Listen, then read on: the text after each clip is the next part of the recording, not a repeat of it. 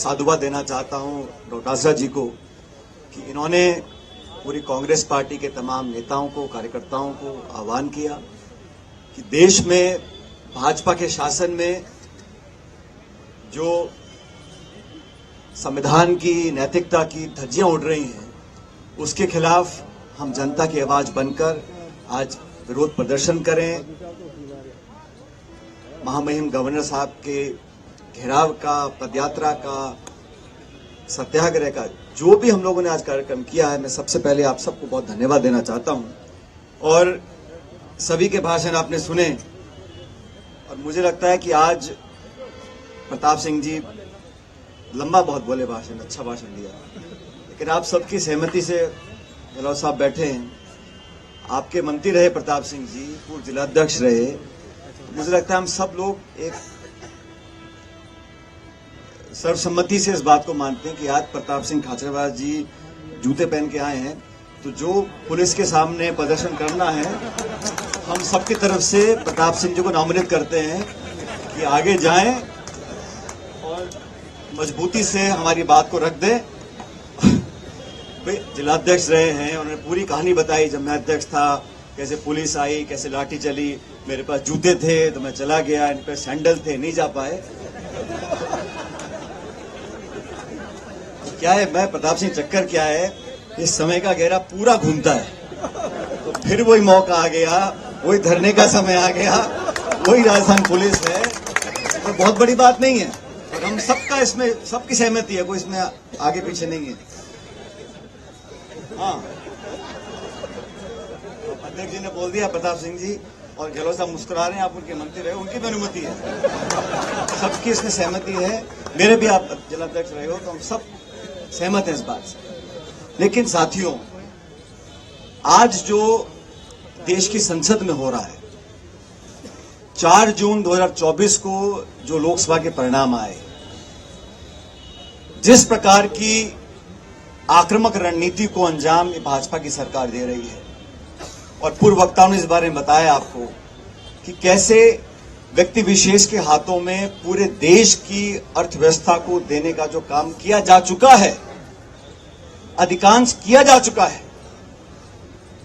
Congress party ना तो उद्योग के खिलाफ है, ना उद्योगपतियों के खिलाफ है, ना निवेश के खिलाफ है। 1991 में जब देश में आर्थिक संकट आ गया था, तो मनमोहन सिंह जी ने, नरसिम्हा राव जी ने देश की अर्थव्यवस्था को खोला, और आज जो आधुनिकीकरण हम देख रहे हैं, निवेश हम देख रहे हैं, सबसे बड़ी हम अर्थव्यवस्था बन रहे हैं, 3 ट्रिलियन, 4 ट्रिलियन, 5 ट्रिलियन, उसकी नींव कांग्रेस पार्टी ने रखी थी। तो ये जो भाजपा के साथी बताते हैं कि कांग्रेस उद्योगपतियों के खिलाफ है, ऐसा बिल्कुल नहीं। हाँ, देश की संपूर्ण संपत्ति आप चुन चुन के व्यक्ति विशेष को दे दो, हवाई अड्डा, रेलवे लाइन, पोर्ट, बिजली घर, खान, जो सरकार की संपत्ति, जनता की संपत्ति है, उसको औने पौने दाम में सरकारी बैंकों से कर्जा दिलाकर व्यक्ति विशेष को दे दो, उसके हम खिलाफ हैं। और आप सबकी जानकारी के लिए बता दूं, अमेरिका में जो कानून है जिसके तहत अदानी जी को अरेस्ट वारंट की बात करी गई है, वो कानून बड़ा स्पष्ट है, और बहुत कम ऐसे मुल्क हैं दुनिया में जहां पे ऐसा कानून है। उस कानून में लिखा हुआ है, अमेरिका में अगर आप लोगों से पैसा निवेश कराना चाहते हो, तो आपकी कंपनी ने दुनिया के किसी देश में अगर करप्शन किया है, स्थापित हो चुका है, तो हम आपके खिलाफ कार्रवाई करेंगे। अमेरिका को मजा नहीं आ रहा है इस प्रकार के वारंट जारी करने में। उन्होंने स्थापित किया कि भारतवर्ष में लगातार आपने भ्रष्टाचार किया, लोगों को पैसे देकर आपने ठेके लिए, और वो स्थापित होने के बाद अमेरिका में वो वारंट जारी किया गया।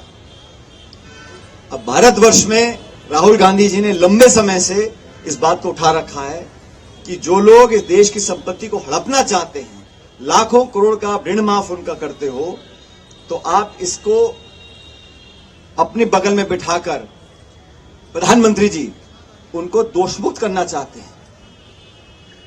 भारत में जहां जहां करप्शन किया है, जिस राज्य में किया है, उसका खुलासा होना चाहिए और आप न्यायपूर्ण कार्रवाई करो। और राहुल गांधी जी क्या बोलते हैं कि मोदी जी नहीं कर पाएंगे, क्योंकि असली ताकत तो अडानी जी के पास है। मोदी से राजनीतिक कार्यकर्ता है, लेकिन पूरा जो षड्यंत्र रचा जा रहा है वो गौतम अडानी जी रच रहे हैं।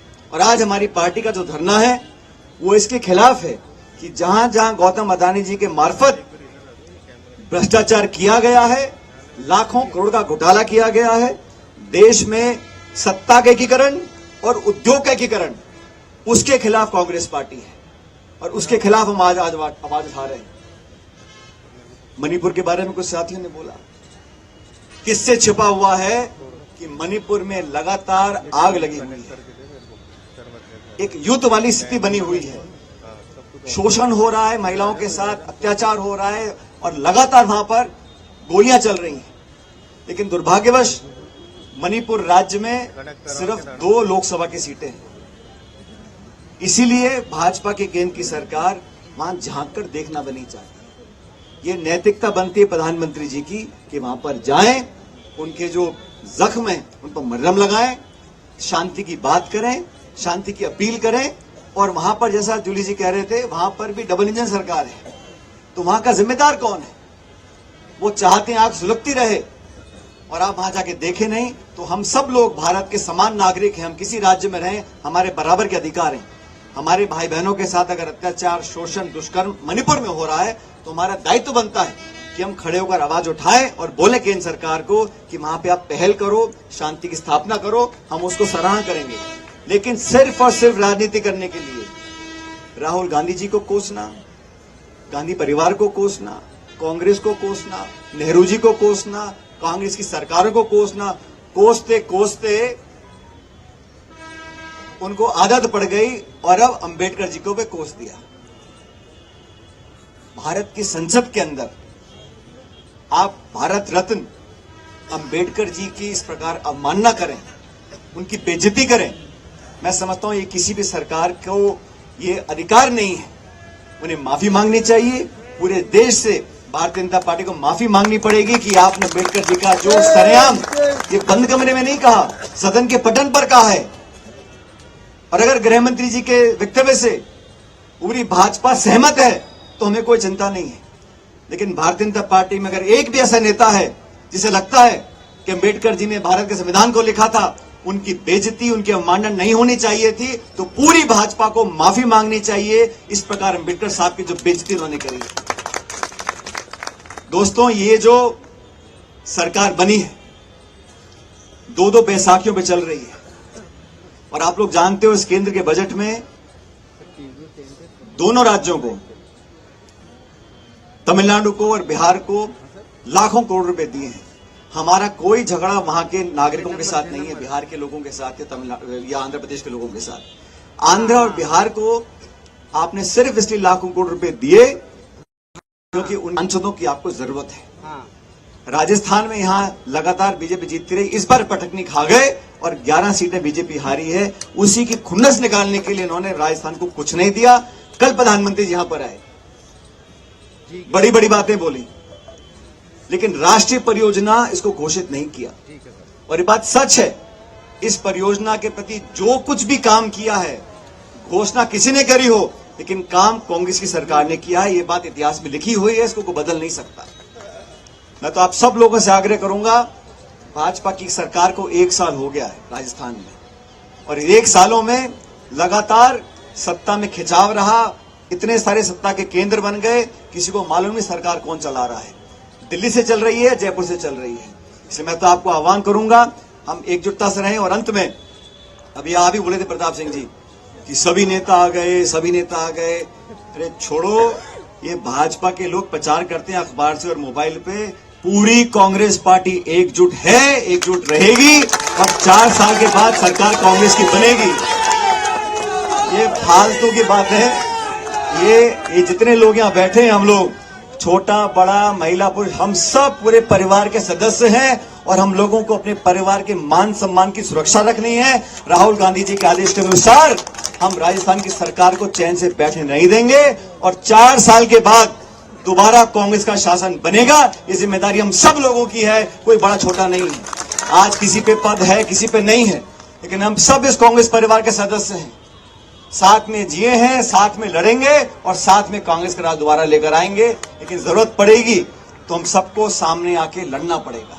ये संघर्ष का समय है। दिल्ली और जयपुर में हम लोग सोचे कि अपने आप चुनाव होंगे, अपने आप नहीं, कार्यकर्ता हमको देखते हैं।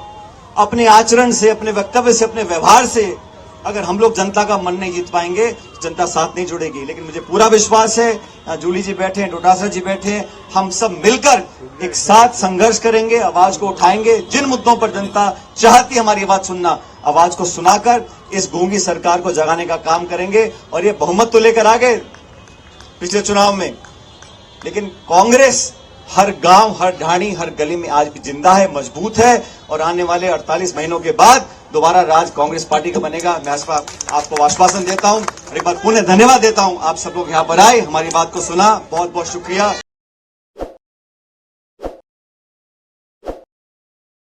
ताज़ा खबरों के लिए विजिट करें द फैक्ट इंडिया की वेबसाइट और डाउनलोड करें द फैक्ट इंडिया ऐप।